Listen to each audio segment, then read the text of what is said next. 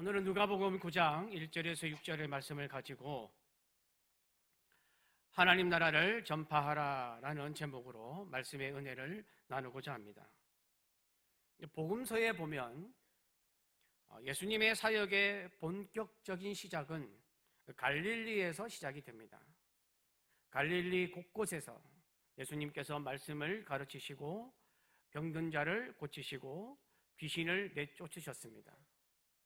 그런데 이 예수님의 사역이 누가복음 9장에 들어와서 절정에 이릅니다. 그리고 예수님은 혼자 감당하시던 하나님 나라의 전파 사역을 제자들을 부르시고 보내심으로 확장하십니다. 오늘 본문 말씀인 누가복음 9장 1절에서 6절은 예수님의 제자로서의 삶을 사는 우리가, 그리고 그리스도의 몸된 교회가 해야 할 일이 무엇인가를 아주 분명하게 보여주고 있습니다. 우리가 예수님을 믿는다라는 것은 그저 예수님께서 베푸신 은혜를 그냥 개인적으로 누리는 데서 끝나는 것이 아닙니다. 예수님을 믿는다라고 할 때에 예수님을 구주로 믿는 것은 물론이고, 믿음을 가지고 예수님이 이 땅에 오셔서 이루시고자 하신 목적, 그리고 이 땅에서 이루신 사역의 방향 안으로 들어간다라는 뜻입니다. 그러면 예수님이 이 땅에 오셔서 이루시고자 하신 목적과 이 땅에서 이루신 사역의 방향은 무엇입니까? 물론 구원입니다. 그런데 이 구원을 위해서 예수님이 하신 것이 있는데 바로 하나님의 나라를 전파하는 것입니다. 여러분, 교회의 사명은 교회를 알리고 프로그램을 잘 운영하고 사람을 잘 모으는 것이 아닙니다. 교회의 사명은 하나님 나라를 전파하는 데 있습니다. 이것을 위해서 프로그램을 운영하고 이것을 위해서 사람을 모으는 것입니다. 교회의 부흥은 우리 교회가 이만큼 성장했다고 드러내는 데 있는 것이 아니라 하나님 나라의 전파를 위해서 있는 것입니다. 이를 위해서 예수님은 제자들을 부르셨고 또한 제자들을 보내셨습니다. 또한 하나님 나라를 전파하라라는 이 사명은 신앙에 열심히 있는 사람이 하는 특별한 사역이 아닙니다. 은사를 가진 사람들의 사역이 아닙니다. 예수님이 12 제자를 부르실 때부터 우리를 구원하셔서 하나님의 자녀로 부르실 때부터 우리에게 부여하신 사명입니다. 오늘 본문 말씀을 보면 하나님 나라의 전파는 단지 말로만 하는 것이 아니라, 말로만 전하는 전도가 아니라 권능과 긍휼이 함께하는 사역임을 보여주고 있습니다. 그리고 그 길을 걸어가는 제자에게 요구되는 삶의 자세는 무엇인가를 또한 보여주고 있습니다. 오늘 본문 말씀은 이렇게 시작합니다. 1절입니다. 함께 봉독합니다. 예수께서 12 제자를 불러 모으사 모든 귀신을 제어하며 병을 고치는 능력과 권위를 주시고. 여기에 보면 주어는 예수님이십니다. 제자들이 아닙니다. 예수님이 제자들을 불러 모으셨고 예수님이 제자들에게 능력과 권위를 주셨습니다. 여러분, 하나님 나라를 전파하는 사역은 사람의 열심으로 시작되는 것이 아닙니다. 내가 전하고 내 마음이 감동을 받아 시작되는 것처럼 보이지만 시작은 예수님께 있습니다. 예수님이 사람을 부르시고 예수님이 마음을 주시고 예수님이 그 사역에 필요한 것을 공급해 주셔야 하나님 나라의 전파 사역이 이루어지는 것입니다. 그러므로 우리가 하나님 나라를 전파하고 확장하는 사역을 위해서 제일 먼저 해야 하는 것은 예수님께 간구하는 것입니다. 예수님을 의지해야 합니다. 이것이 하나님 나라 전파 사역의 시작을 위한 첫 걸음입니다. 이때 예수님께서 주시는 것이 두 가지가 있다고 성경은 말씀하고 있습니다. 바로 능력과 권위입니다. 능력은 하나님 나라를 전파할 수 있도록 하나님이 우리에게 부어주시는 성령의 역사, 성령으로부터 주어지는 힘을 말합니다. 그래서 우리가 하나님 나라를 전파할 때 그것을 들은 사람이 하나님 나라를 받아들이고 그리스도를 영접하는 것은 이 능력이 임하기 때문입니다. 그리고 권위는 이 일을 잘 감당할 수 있는 자격을 말합니다. 여러분, 아무리 힘이 센 사람이라고 해도 교통경찰이 아니면 교통정리를 할 자격이 없습니다.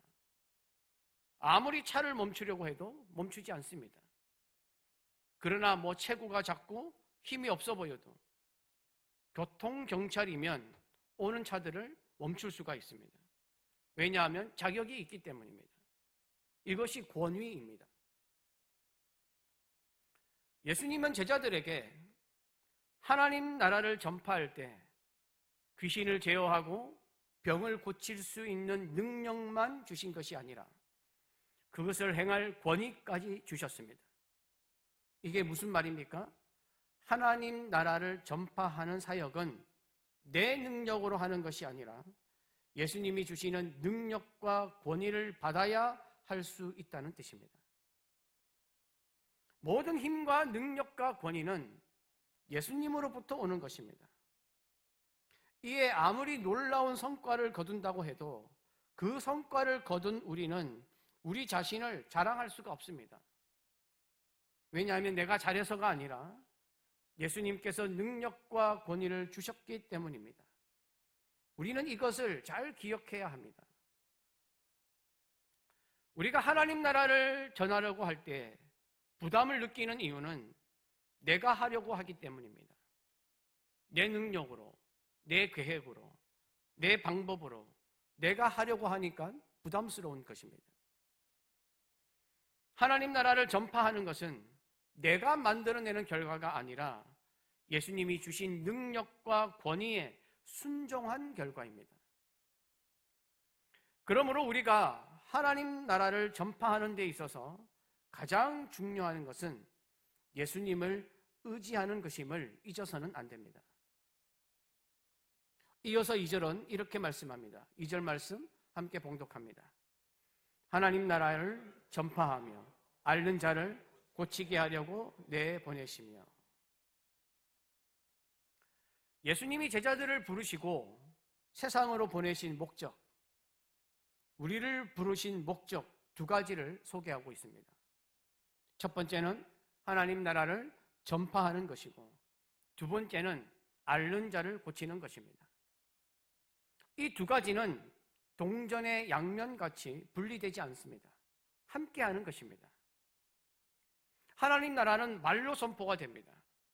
그러나 그저 말로 끝나는 것이 아니라 선포된 하나님의 나라가 실제로 임함으로 인하여 하나님의 역사가 나타납니다. 하나님이 다스리시는 하나님의 나라는 영혼만 구원하는 것이 아니라 고통받는 육체와 깨어진 마음, 상처받은 마음까지 회복시키는 능력이 있습니다. 치유는 하나님의 나라가 이 땅에 임했다는 강력한 표시입니다. 질병이라는 인간의 고통이 물러가는 것을 통해 하나님의 나라, 즉 하나님의 다스리심이 임하였다는 것을 증거하는 것입니다. 인간의 질병은 인간이 하나님 앞에서 타락한 이후에 인간에게 찾아온 고통의 상징과도 같은 것입니다. 이 하나님 나라가 임한다라는 것은 죄의 결과인 질병, 눈물, 사망 권세가 물러간다는 뜻입니다. 그러므로 앓는 자를 고치게 하신 것은 마지막 예수님 재림 때에 하나님 나라가 완성이 되는데 그때 우리가 누리게 될 완전한 회복을 미리 보여주는 사건이라고도 할 수 있습니다. 그러므로 우리가 하나님 나라를 전파할 때도 마찬가지입니다. 전파하는 것으로 그치는 것이 아니라 이웃의 고통과 아픔을 함께 돌보아야 합니다. 세상의 고통을 외면하지 않으시는 하나님의 긍휼을 나타내야 합니다. 이것을 통해 세상을 향한 하나님의 사랑을 드러내는 우리가 되어야 할 줄 믿습니다. 3절부터는 하나님의 나라를 전파하는 제자들의 자세에 대해서 말씀하고 있습니다. 3절입니다. 함께 봉독합니다. 이르시되 여행을 위하여 아무것도 가지지 말라. 지팡이나 배낭이나 양식이나 돈이나 두벌옷을 가지지 말며. 여러분, 이 말씀은 가난을 말하는 것이 아닙니다. 3절에 언급되어 있는 5가지 품목, 지팡이, 배낭, 양식, 돈, 두벌옷, 이것은 다 당시에 장거리 여행자들이 갖추어야 할 최소한의 필수 여행 장비였습니다. 그런데도 예수님은 이 모든 것을 가지지 말라고 금지하십니다. 그 이유는 오직 하나님만을 공급자로 삼으라는 것입니다. 하나님만 의지하라는 뜻입니다. 예수님은 제자들이 하나님 나라를 전파하러 나갈 때 하나님 나라의 전파는 물질과 장비와 완벽한 준비에 있는 것이 아니라고 말씀하고 있습니다. 여러분, 사람은 무엇이든지 무엇을 갖추고 있어야 성공할 수 있다고 생각합니다. 가지고 있는 것으로 편안함과 든든함을 누리려고 합니다. 반면에 갖추지 못하면 굉장히 불안해합니다. 요즘으로 말하자면 하나님 나라를 전파할 때 돈이 듭니다. 물질을 사용해야 합니다. 전도지를 준비하려고 해도 비용이 들고, 이웃을 섬기려고 해도 비용이 들어갑니다. 반드시 물질이 들어가게 되어 있습니다. 그러나 하나님 나라를 전파하기 위하여 돈과 물질을 준비한 것으로 모든 준비가 끝났다고 생각하는 것은 안 된다는 것입니다. 가지고 있는 것이 많으면 우리는 이런 유혹에 쉽게 빠집니다. 하나님 나라를 전파하는 사람에게 있어서 필수적으로 갖추어야 하는 것은 물질도 아니고 장비도 아니고 하나님을 의지하는 마음, 하나님을 향한 믿음, 하나님을 신뢰하는 것인 줄 믿습니다. 그래서 예수님은 여행자들이 가지고 다녀야 할 최소한의 품목, 이 물품 5가지를 금하면서 이것을 의지하는 마음을 내려놓게 하셨습니다. 하나님 나라를 전파하는 것뿐만 아니라 우리의 삶과 신앙에도 가장 중요한 것은 하나님을 의지하는 것, 성령님의 인도하심을 의지하는 것입니다. 그런데 만약에 하나님 나라를 전파하다가 예수님이 가지지 말라고 말한 것이 필요하게 될 때는 어떻게 해야 합니까? 그래서 예수님은 4절에서 말씀하십니다. 4절을 함께 봉독합니다. 어느 집에 들어가든지 거기서 머물다가 거기서 떠나라. 예수님은 하나님 나라를 전파하다가 생기게 된 필요를 부정하지는 않으십니다. 다만 그 필요를 인간적인 방법으로 해결하지 말고 하나님을 의지함으로 하나님이 열어주시는 방법을 통해서 해결하라고 말씀하십니다. 그러니까 하나님의 살아계심을 경험하면서 하나님의 나라를 전파하라는 뜻입니다.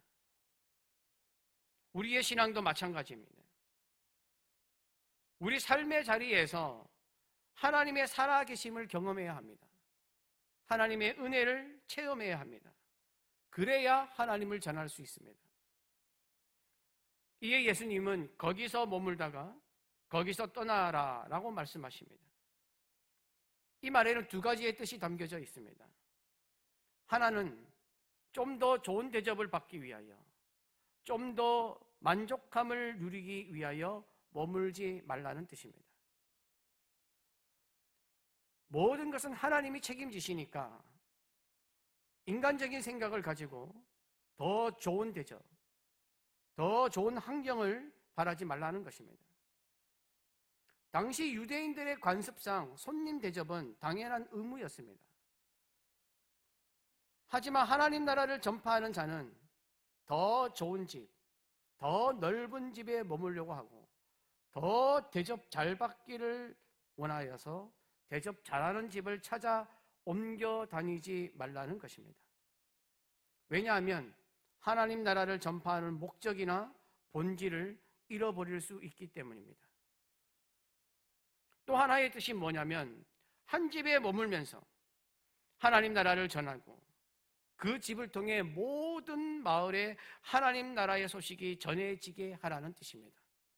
그곳에 머물면서 그 마을 사람들의 삶을 품고 기도하면서 하나님의 나라를 전하라는 것입니다. 그러므로 머물고 떠나는 기준은 하나님 나라를 전파하기 위해서입니다. 하나님 나라를 전파하기 위하여 머물고 하나님 나라를 전파하기 위하여 떠나야 합니다. 그러면서 예수님은 5절에 이렇게 말씀하십니다. 5절 말씀 함께 봉독하겠습니다. 누구든지 너희를 영접하지 아니하거든 그 성에서 떠날 때에 너희 발에서 먼지를 떨어버려 그들에게 증거를 삼으라 하시니. 이 말씀은 하나님 나라 전파의 현실을 그대로 드러내고 있습니다. 여러분, 하나님 나라라고 해서 언제나 환영받지는 않습니다. 세상에는 하나님을 모르는 사람들이 너무 많고 하나님의 존재를 아는 분들, 존재를 알지 못하는 사람도 너무 많습니다. 그렇게 하나님 나라는 어떨 때는 거절당하기도 하고 하나님 나라를 전함에도 불구하고 거부당하기도 합니다. 예수님은 하나님 나라가 거절당했을 때 하나님 나라를 전하는 제자들이 실망하거나 상처받지 않도록 먼지를 떨어버려서 증거를 삼으라고 말씀하십니다. 이 말은 내가 너희에게 복음을 전했으나 너희가 거절했다라는 표시입니다. 즉 제자들은 책임을 다했다라는 뜻입니다. 누가복음 13장 28절에 이런 말씀이 나옵니다. 너희가 아브라함과 이삭과 야곱과 모든 선지자는 하나님 나라에 있고 오직 너희는 밖에 쫓겨난 것을 볼 때에 거기서 슬피 울며 이를 갈리라. 이게 하나님 나라를 거부한 자들의 모습입니다. 그러므로 하나님 나라를 전했으나 거부하여 하나님 나라에 들어가지 못하고 슬피 울며 이를 가는 것은 하나님 나라를 전하는 사람들의 책임이 아니라 거부한 사람들의 책임입니다. 이에 우리는 하나님 나라를 전하는 책임이 있고 하나님 나라에 대해서 듣는 사람은 하나님 나라를 선택하는 책임이 있는 것입니다. 그렇기에 하나님 나라를 전파하는 자는 하나님 나라를 거절하는 자들 앞에서 낙심할 필요도 없고 분노할 필요도 없고 상심할 필요도 없습니다. 하나님이 보내시는 또 다른 장소로 가서 하나님의 나라를 전파해야 하는 것입니다. 하나님 나라를 전파하는 것은 한 번으로 끝나는 것이 아닙니다. 지속적인 순종의 발걸음으로 이루어지는 것입니다. 이 예수님의 사명은 한순간으로 끝나는 것이 아니라 우리 삶의 평생을 통하여 이루어야 할 사명입니다. 이에 6절은 제자들의 순종을 보여주고 있습니다. 함께 봉독합니다. 6절입니다. 제자들이 나가 각 마을에 두루 다니며 곳곳에 복음을 전하며 병을 고치더라. 이 말씀에 보면 오늘 말씀 2절에 나와 있는 하나님 나라의 전파라는 말이 복음이라는 단어로 바뀌어 있습니다. 하나님 나라를 전파하라라는 예수님의 명령을 제자들이 순종하면서 하나님 나라의 소식은 이제 온 세상 모든 사람에게 전파되어야 하는 기쁜 소식, 즉 복음이 되었습니다. 이 하나님 나라를 전파하는 것은 결국 복음을 전하는 것과 같은 것입니다. 제자들은 이 복음을 각 마을을 두루 다니며 전했습니다. 특정한 사람에게 전하지 않았습니다. 특정한 장소에서 전하지 않았습니다. 편한 곳만 선택하지 않았습니다. 하나님이 보내신 곳이라면 어디든지 순종하는 마음으로 각 마을에 두루 다니며 거기에서 복음을 전했습니다. 그리고 제자들은 하나님 나라가 임할 때 나타나는 역사를 보여주기 위해서 병을 고쳤습니다. 복음의 능력이 임할 때 사람은 변화되고 질병은 치유되고 죄와 세상의 묶임이 풀어지고 생명은 회복되는 줄 믿습니다. 오늘 말씀에 예수님이 하나님 나라의 전파를 위하여 12제자를 보냈듯이 이제는 복음을 위하여 우리를 보내시기를 원하십니다. 여러분들이 출근하는 사무실, 가족과 아이를 돌보는 거실, 사람들을 만나는 카페, 물건을 사기 위해 오고 가는 마트와 시장 바닥은 매일 또는 자주 가야만 되는 습관적인 곳이 아니라 하나님 나라를 전하기 위하여 우리에게 허락하신 현장인 줄 믿습니다. 우리는 때때로 하나님, 제가 돈이 조금만 있으면, 조금만 더 건강하면, 조금만 더 능력이 있으면 하나님이 원하시는 일을 하겠습니다 라고 말합니다. 그러나 예수님은 이미 우리와 함께 하고 계시며 이미 제자들에게 하신 것처럼 우리에게 능력과 권위를 주셨음을 기억해야 합니다. 믿지 않는 가족과 친구와 동료의 아픔을 위해 기도해 줄 수 있는 권위, 불의한 상황에서도 정직을 선택할 수 있는 능력을 예수님은 이미 우리에게 허락하여 주셨습니다. 그러므로 우리는 나에게 주신 주님의 능력과 권위를 계속 사용하는 자가 되어야 합니다. 그리고 복음을 정했을 때 거부당하는 것을 두려워해서는 안 됩니다. 복음을 전하다가 거부당하는 것은 실패가 아닙니다. 예수님도 복음을 전할 때 거부한 사람들이 많았습니다. 특히 당시의 종교 지도자들은 예수님의 복음을 일제히 거부하였습니다. 예수님이 우리에게 명령하신 것은 성공이 아닙니다. 성취가 아닙니다. 정복이 아닙니다. 예수님께서 우리에게 명령하신 것은 하나님 나라를 전하는 것입니다. 증거하는 것입니다.